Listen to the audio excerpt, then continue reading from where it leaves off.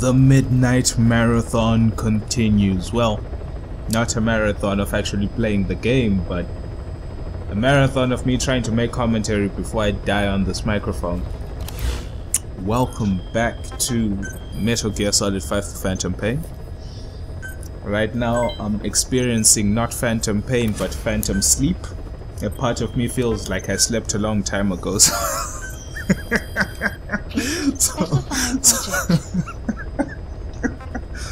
Yeah, so if I wake up in the morning and realize this was all just a dream, these videos might not make it to the internet because I'm not doing this again.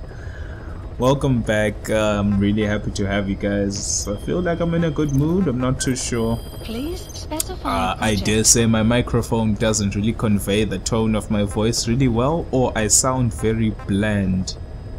It's funny though, when I think about my tone of my voice, it's not really what I thought it would be. Like when I listen to myself speaking from a recording instead of listening to myself speaking while actually speaking. Just a little fun fact, the reason why most people like me hate the sound of their voice is because the voice you hear within your head as you speak is not actually the voice that is audible to people around you. Reason being, when your vocal cords emit sound, there is a lot of vibration within your eardrum, within your skull, and within your mouth, and these vibrations create a lot of bass and a lot of hard limiting of your voice, such that you can't actually speak in such a way that you are too loud for yourself. Have you ever had that friend whose tone of voice is so loud that it actually hurts your ears sometimes?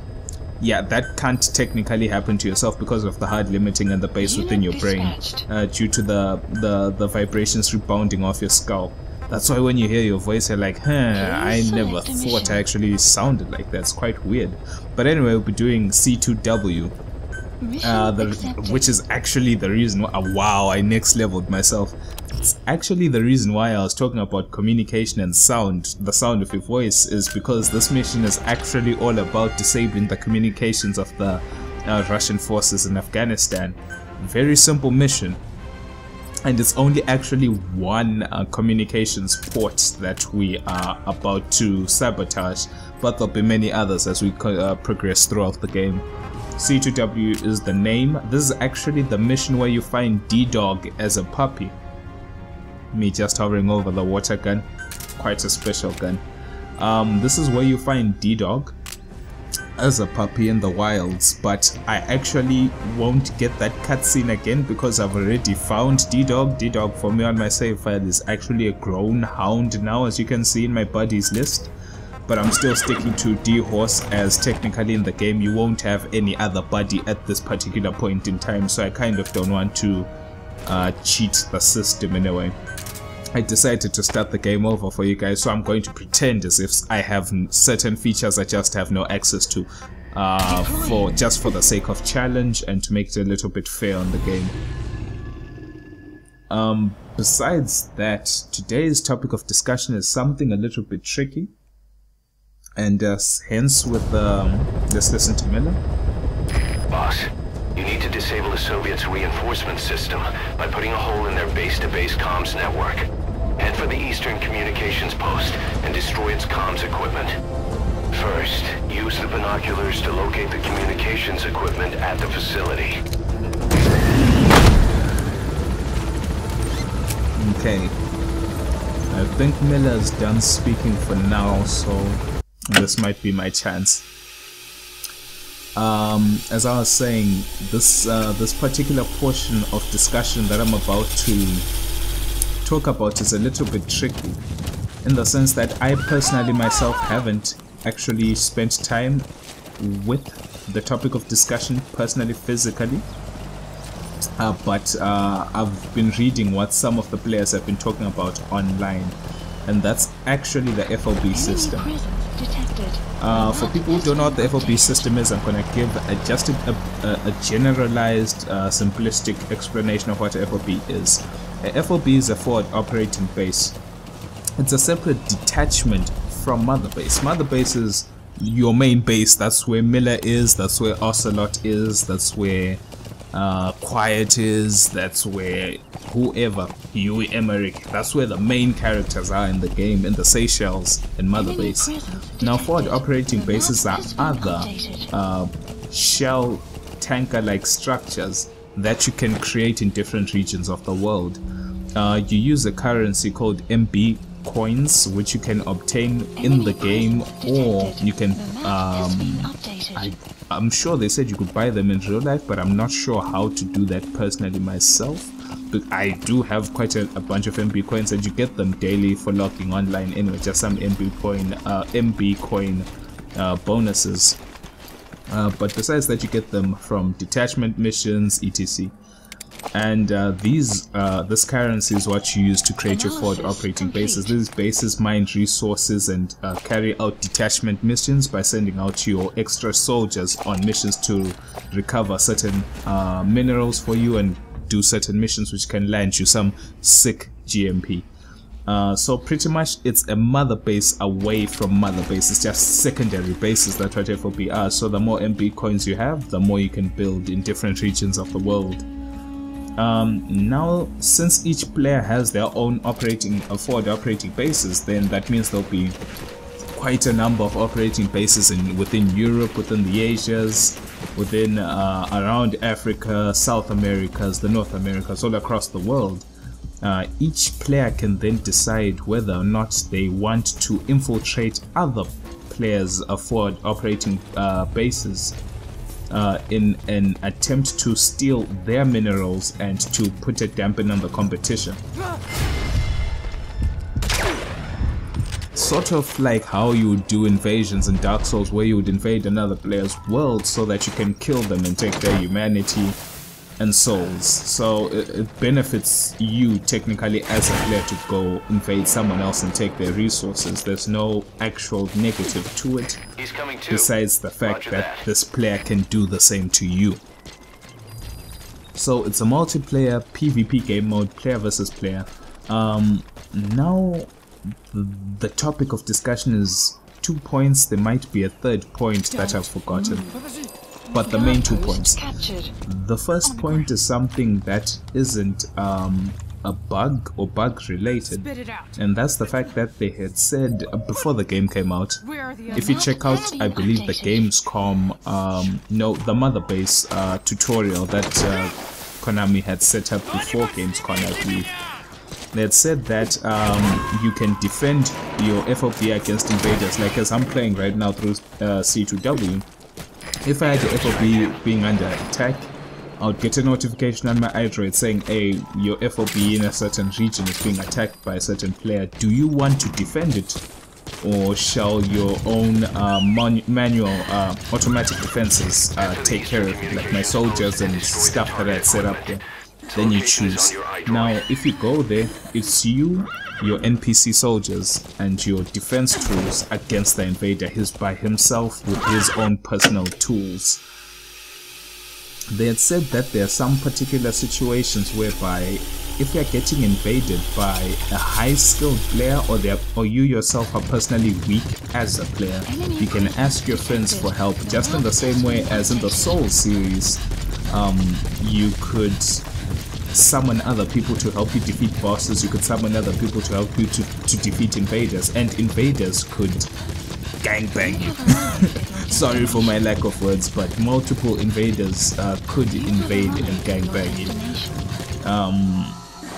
So it could become multitudes of people versing each other. Now the game has come out, and everyone who's playing FOBs is saying there is literally no way for me to invite my friend to help me defend my base, or there's no way for me to invite my friend to attack a base. So the conclusion was that this feature was deleted from the game. It's completely gone. If the FOB system is still there, but it's only 1 versus 1. That's a letdown, because I remember before the game came out, I was talking to my friends saying, yo man, let's play through as fast as possible and create our FOBs, and then we help each other threaten other people and take over the world as a duo, as a trio, you know what I mean? I rallied up my friends, and they were like, since MG Metal Gear Online is only coming out in January for PC, this end of the year we have to band together and invade people's FOBs and wreak havoc, but now that's impossible. I don't know. Actually, that's really a letdown. But just a moment. Enjoying some grapes. You should try. I believe the standards use their green grapes and their dark red grapes. Just for my lack of words, just the same as how they're green apples and kind of dark red apples and all the other shades in between. I'm enjoying myself some dark red grapes from Moldova. Never actually tasted them before, so I decided tonight would be the night and keep myself entertained before I fall asleep here. With your binoculars. Once you know where the targets are, take them out to put their network out of action. How you do that is up to you. And with this current sweet taste in my mouth, I was kind of thinking to myself, what was the second point I wanted to talk about? Oh yes, with the FOB systems, the actual game mode itself actually works. So the lag, the way the servers are set up is actually very good. There are not many problems with lag or disconnects, and stability within the connection is quite fine. Fair and fine, there are a few bugs here and there in launch, but most of them are kind of taken care of. Analysis complete.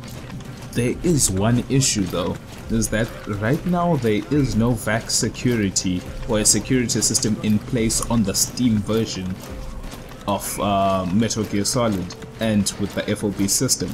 So if you encounter someone who is hacking, the only way you can hopefully get them to get punished is if there's a link when you start the game saying that cheating is prohibited, it's against the terms and services of the game, blah blah blah. Then they list that if you cheat in this and this and such a way, you are liable to be dealt with by Konami.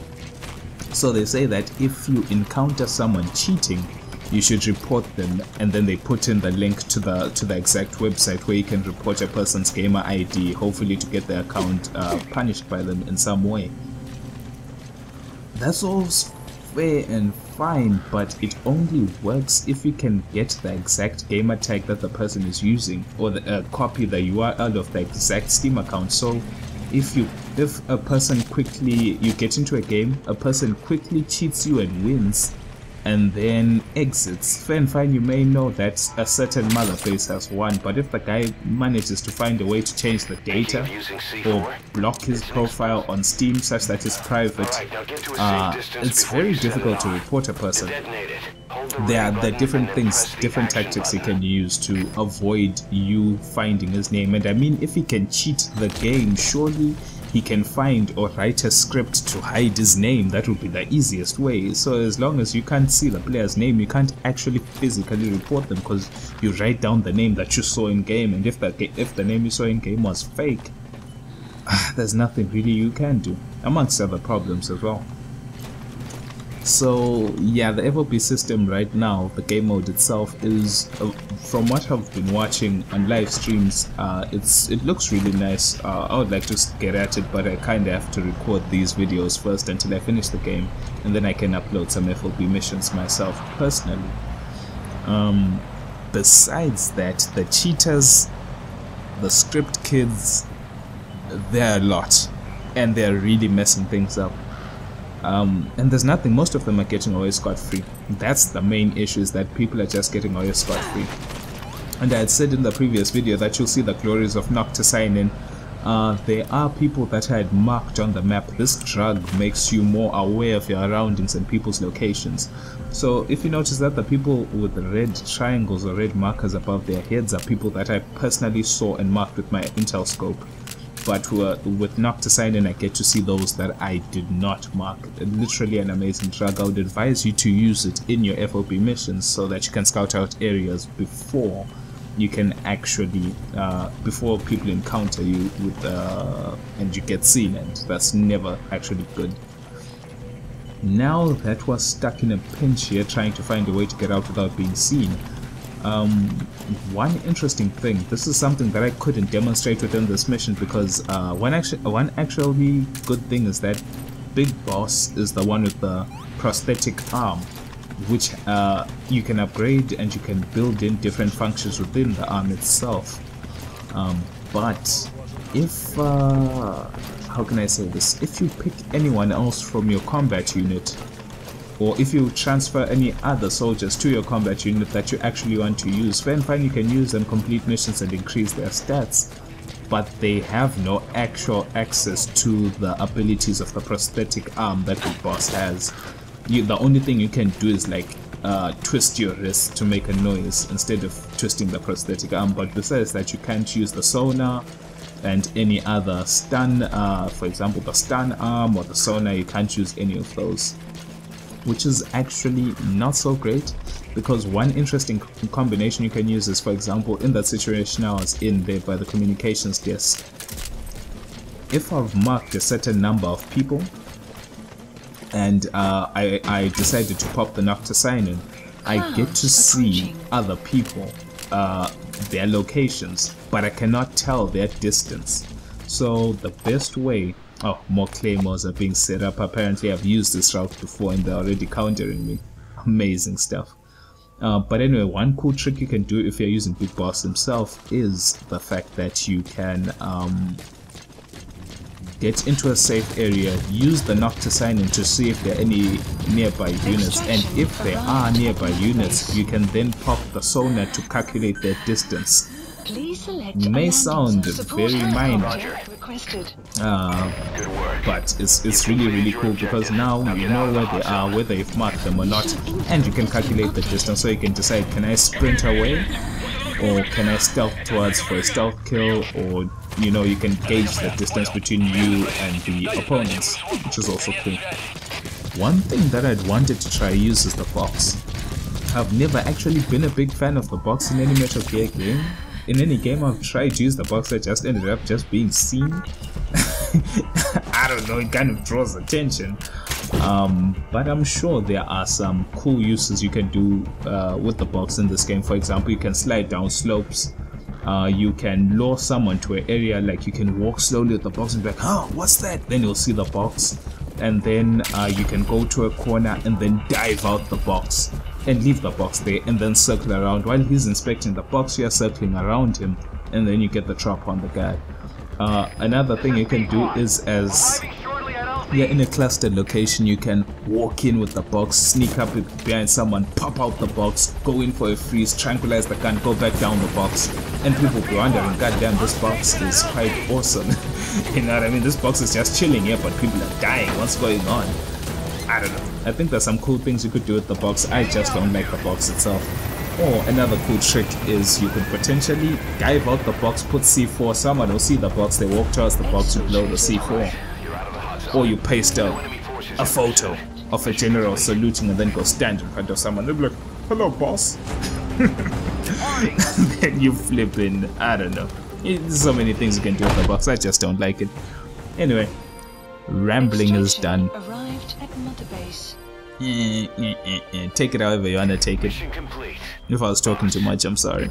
But I'm going to sleep now. Yay! I will see you guys and girls, men and women, another time. Thanks for watching.